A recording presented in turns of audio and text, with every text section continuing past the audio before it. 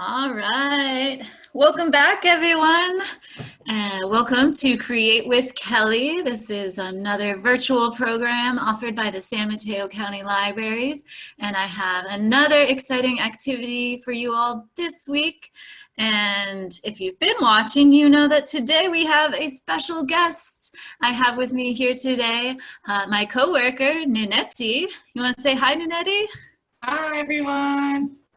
So Neti's here today to share with us a recipe for making a delicious drink that is traditional and of the island of Tonga.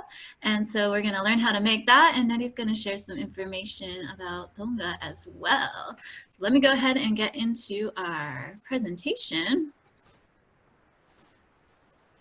And a reminder for you all out there, we do have a text service. So if you want to send us some questions that you have about your library account, or maybe you need some help accessing some of our digital resources, you can get a hold of us via text message Monday through Sunday from 9 a.m. to 5 p.m.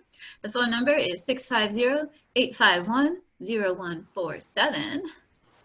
And we also have a new phone number, ring, ring, ring. If you want to give us a call and talk to a person in real life, we have a new phone number for that as well. The phone number is 1-833-YES-SMCL. I'll read those numbers to you as well. 1-833-937-7625.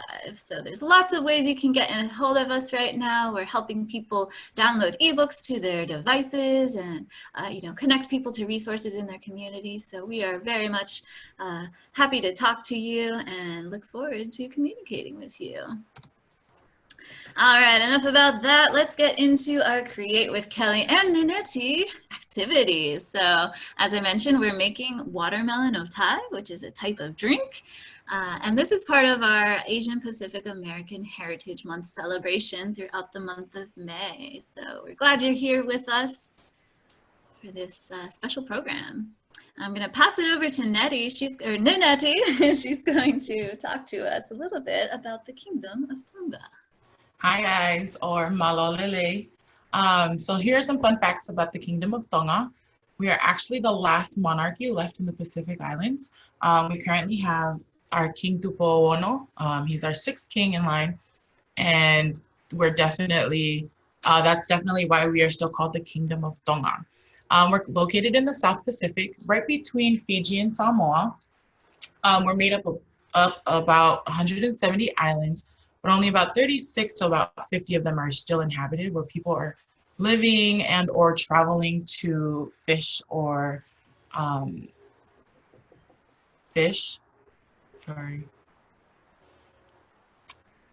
or do ngoe, which is also planting roots that they can bring back for their homes. Tonga is divided into three main islands. We have Tonga Tapu, Ha'apai, and Vava'u.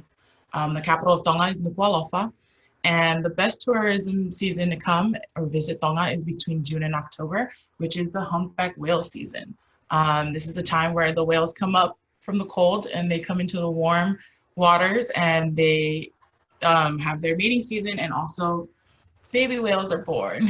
Wow. Have you been in Tonga during this time? Yes, this is actually the best time for me to go. It is a tropical season, so it's not too hot and it's not too cold. Summer season is around December, so this is the perfect time to travel if you still want to swim, but not stay in a very, very hot weather. Good tip. Thanks for sharing that. I can't wait to someday hopefully visit Tonga. It sounds amazing. Look at these beautiful photos now. Can you tell us a little bit about these photos here?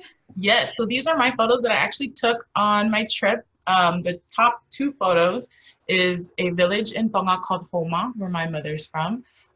This is a very famous tour attraction called Mapu'awaya, or it's also the Whistle of the Noble. The noble that lives in Homa is actually called, his name is Vaya. And so this is named after him and his family. The picture on the left is a calm picture. As you can see, everything's nice and nothing is blowing versus the picture on the right. And so a little saying that my cousins always tell us is that if you want the blowholes to blow, that you would whistle at the water. It's like you're calling the water to come to you. And so the picture on the left was when it was all calm, and then after we whistled, it actually did come. Oh, It's just a wow. little Tongan thing. So you've actually tried that before. You've been Yes. there and whistled. Cool. And what is, so it sounds like whistling when the water shoots up? Yes. So when it actually starts blowing, it does sound like someone's whistling, or it's whistling, or the water's whistling at you. But it's actually really, really amazing, and it's beautiful when it comes through and it blows. And you actually feel it. The mist, you're actually very close. They have built a little standing point where you can go up as far as you can to actually, you can feel the water and the breeze coming onto you when it blows. Wow. So the pictures I have on the bottom left and bottom right, this is a picture that I took in Vava'u, which is the outer island where my dad's from. The one on the left, as you can see, I brought my library card and my name tag with me. That was exciting. This is a lookout point in Vava'u. And on the right is a picture of the port of refuge, or the entrance into Vava'u if you're coming in by boat.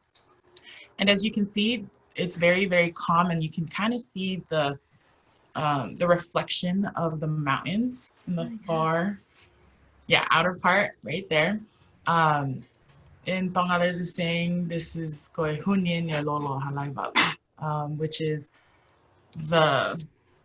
when you can see the reflection and everything is nice and calm. Lolo means oil. There's an oil factory in Vava'u, and so they always say when the oil boat leaves, it's like you can see that it's like a literally like a oil, like how oil is reflect. You can see your reflection, and it's nice and calm. They say that the water is oily, and so it kind of looks like it's oily. That looks beautiful. And that's when it's nice and calm in Vava'u. Awesome. Thank you for sharing those photos and telling us about Tonga. I'm sure everyone's very curious. So let's, if you've been watching the show the past couple of weeks, you know that we've been learning some Tongan words. We learned some colors when we did our tie-dye workshop, and we also learned some nature terms like sticks and rocks a few weeks ago as well. And Neti has some words for us today related to our otai recipe. So she's listed the ingredients here. And I believe we have watermelon. How do you say watermelon in Tongan, Neti? You would say it as melani. Melani.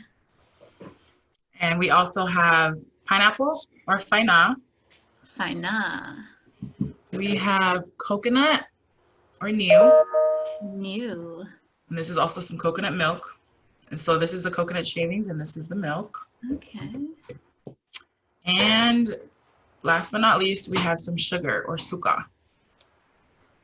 Nice. And you can see on the screen here a photo of the watermelon otai, the otai meleni, in a coconut shell, it looks like. So let me go ahead and stop sharing my screen. We're going to move into our demonstration now. And Neti's going to show us how to put all these ingredients together. It looks delicious. All right. So as we noticed, as we mentioned our Tongan words, so I have my meleni in a bowl. It's already grated up. This is about half of the watermelon. So the Tongan best tool to use is a fork or a spoon. When you want to scoop out the meleni, you get like the perfect kind of chunks to drink. I also have my pineapple, faina, which I'm adding in. It's about 1 can of crushed pineapple and juice. We have our coconut shavings, our niu. Add that in there. We have the coconut milk. All right. And of course, our sugar, suka. Sweeten it a little. And we're gonna mix. So as you can see, looks delicious. we got our otai meleni coming together. So this is one of our favorites to drink at parties or occasions, barbecues, family gatherings. It's always a good and nice cool drink, especially during the summer. Everybody loves this during the summer. We also have other types of otais you can make. Other than meleni, you can make orange otai, which is called otai mori. You can make it out of apples. And my other favorite, you can make it out of mango. All right. That sounds delicious. So how do you serve the otai? So I actually add a little bit of ice, nice and cold. But I have these little kava cups that I have, just like I had in the picture before. This is actually the coconut shell. After it's been smoothed and the husk is coming off, they smooth it out and it becomes a kava cup. And so we are just gonna pour some of our delicious otai in here.